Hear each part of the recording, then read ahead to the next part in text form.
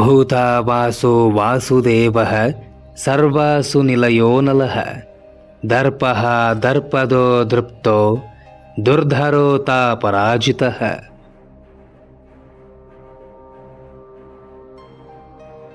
ಮೂಲ ನಕ್ಷತ್ರದ 4ನೇ ಪಾದದವರು ದಿನನಿತ್ಯ 27 ಬಾರಿ ಈ ಶ್ಲೋಕವನ್ನು ಪಠಿಸಬೇಕು.